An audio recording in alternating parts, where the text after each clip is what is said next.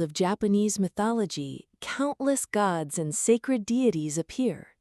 There is Amaterasu-Omikami, the great sun goddess who shines upon the heavens, Susanoo-no-Mikoto, the powerful god of storms and the sea, Tsukuyomi-no-Mikoto, the quiet god of the moon, Izanagi-no-Mikoto, the divine creator, Izanami-no-Mikoto, the mother of creation, and O-Kuninushi-Okami, the great deity of nation-building, prosperity, and healing.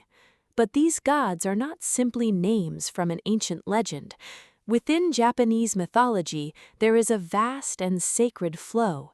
The universe is born, heaven and earth are separated, the islands and lands come into being, death and sorrow enter the world, and through the act of purification, divine light is born. Perhaps the gods are more than beings of worship. Perhaps they are sacred forces that emerge when the world undergoes great transformation. For whenever chaos appears, the gods arise to bring order, balance, and meaning. In this journey, we will look quietly into Japanese mythology. Why are gods born, and how are human beings connected to the divine? Now, let us gently unravel the ancient story of the gods of Japan. At the dawn of Japanese mythology, before the world had fully taken shape, 5 primordial deities first appeared.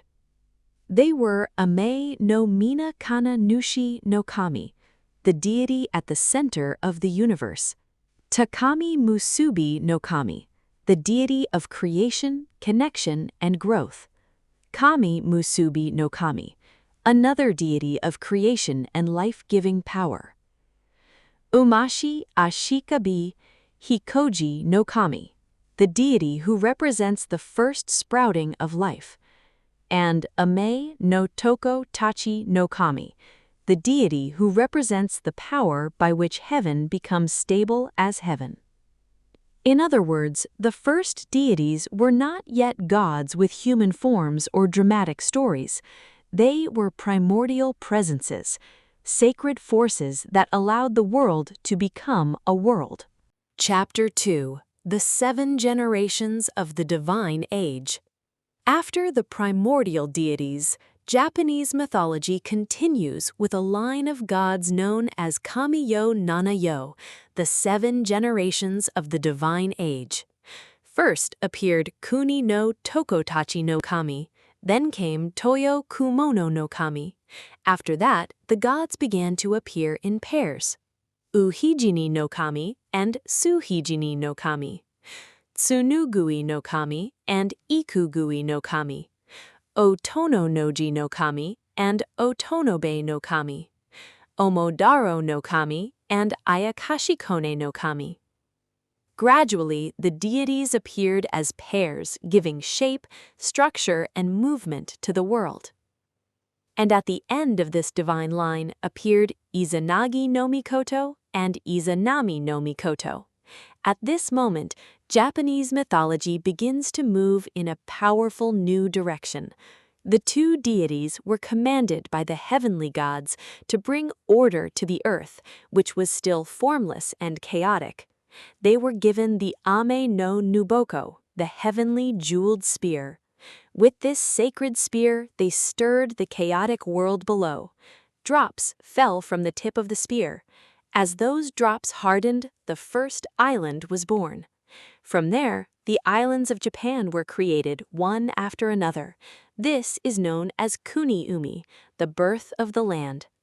Then, Izanagi and Izanami gave birth to many deities connected to the movements of nature, gods of mountains, gods of the sea, gods of rivers, gods of wind, gods of trees, and gods of fire. This is known as Kami-umi, the birth of the gods. Izanagi-no-Mikoto and Izanami-no-Mikoto were not merely symbols of the structure of the world. They were the divine father and mother who actually gave birth to the land and to the gods of nature. Chapter 3: Death, Yomi, and Purification. However, the birth of the world was not filled only with joy. Izanami-no-Mikoto, the creator goddess, suffered a deep wound after giving birth to the fire deity. She lost her life and went to Yomi, the land of the dead. Izanagi-no-Mikoto, the creator god, followed his beloved wife into Yomi, hoping to bring her back. But what he saw there was no longer the Izanami he once knew. She had already become a being who belonged to the world of death.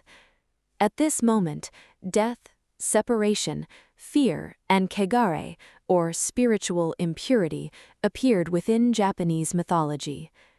After returning from Yomi, Izanagi performed misogi, a sacred act of purification to cleanse himself of that impurity. Through this sacred cleansing with water, great deities who would govern the world were born. When Izanagi washed his left eye, Ame-no-Minakanushi-no-Kami, the great sun goddess, was born. When he washed his right eye, Tsukuyomi-no-Mikoto, the moon deity, was born. And when he washed his nose, Susanoo-no-Mikoto, the god of storms and the sea, was born. This was the birth of the three noble children. This birth did not come from the union of male and female. Instead, beyond death and impurity, from a world that had been purified, there emerged the light of the sun, the stillness of the moon, and the wild power of life. Chapter 4. The Three Noble Children. Amaterasu-o-Mikami is the goddess of the sun and divine light.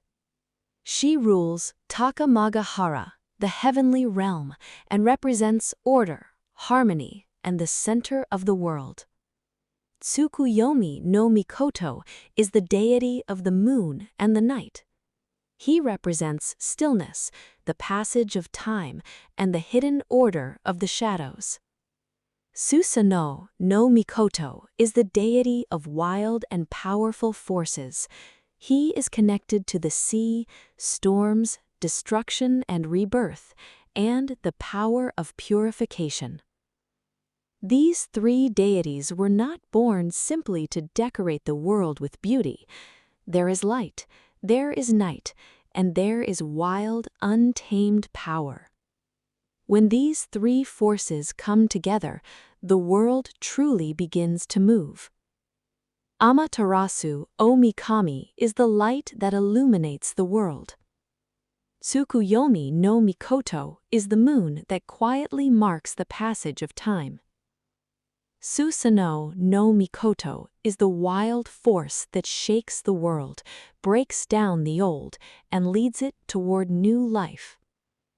The three noble children are the great deities who carry the forces of the sun, the moon, and the storm. They are the powers that set the world in motion. Chapter 5. The Sacred Lineage of Izumo.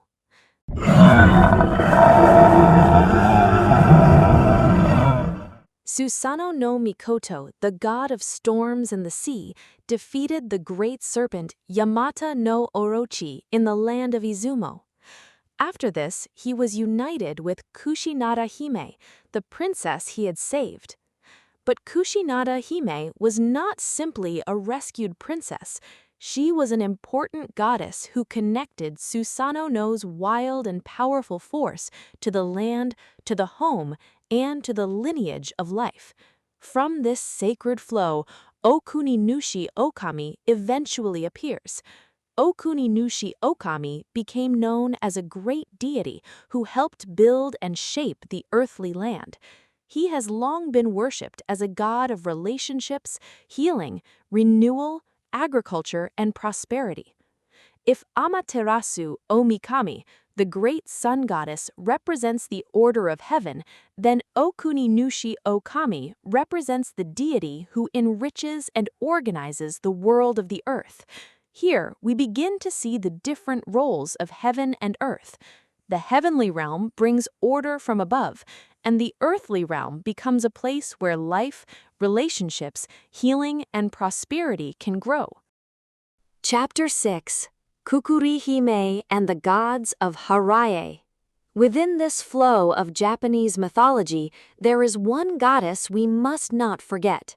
Her name is Kukuri-hime no Kami. Kukuri-hime-no-Kami is spoken of as a goddess of mediation and reconnection. She stands between Izanagi-no-Mikoto and Izanami-no-Mikoto, bringing connection where there had been separation. Life and death, male deity and female deity, separation and reconciliation. Kukuri-hime stands between them. She is the goddess who helps reconnect what has been divided. And there is another important group of deities. They are the Harae-do-no-Kami, the gods of purification. Seo-ritsu-hime-no-Kami washes away sins and impurities through the flowing rivers. Haya-akitsu-hime-no-Kami receives them at the river mouth, where the river meets the sea.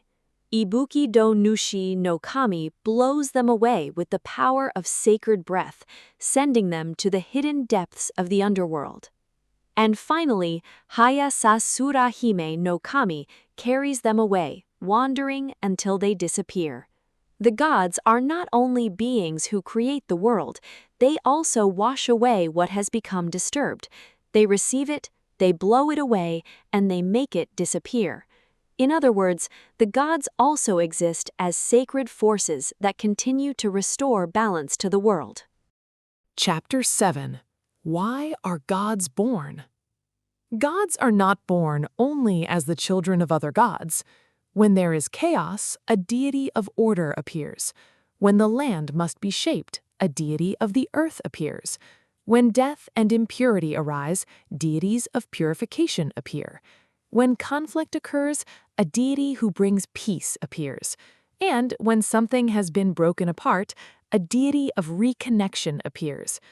Perhaps gods are invisible forces that emerge whenever the world goes through a great transformation.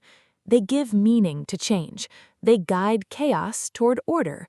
If we look at it this way, we may begin to see new myths even in the modern world.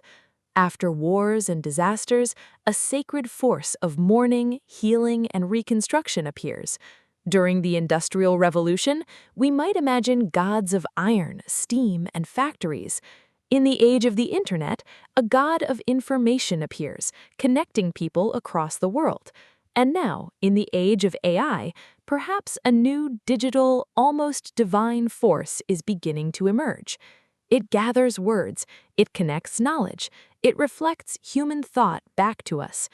Of course, we do not need to call AI itself a god, but just as ancient people saw the divine in thunder, in fire, and in the sea, perhaps we today are beginning to feel a new kind of awe and possibility within information and artificial intelligence. Human beings and the gods are completely different in a biological sense. The gods are not beings who have physical bodies, grow old, and die. Rather, the gods appear as functions, roles, powers, and meanings. And yet, Japanese mythology does not completely separate the gods from human beings. The stories of the gods eventually lead into the world of humanity. Every human being has the power to create light. We have the power to accept darkness. We have the power to transform wild emotions into purification. We have the power to reconnect what has been broken. We have the power to prepare a place, to pray, to nurture life, and to create the future. In this sense, perhaps the workings of the gods also dwell within us. A god may be understood as a sacred force that appears when the world goes through a great transformation. It receives that change, gives it meaning, and guides it toward order. And human beings are those who inherit this sacred work. Through prayer and action, we awaken the divine nature within ourselves. Japanese mythology is not only a story from the distant past. It is a vast map that teaches us how to look at this world, how to bring it into harmony, and how to pass it on to the future.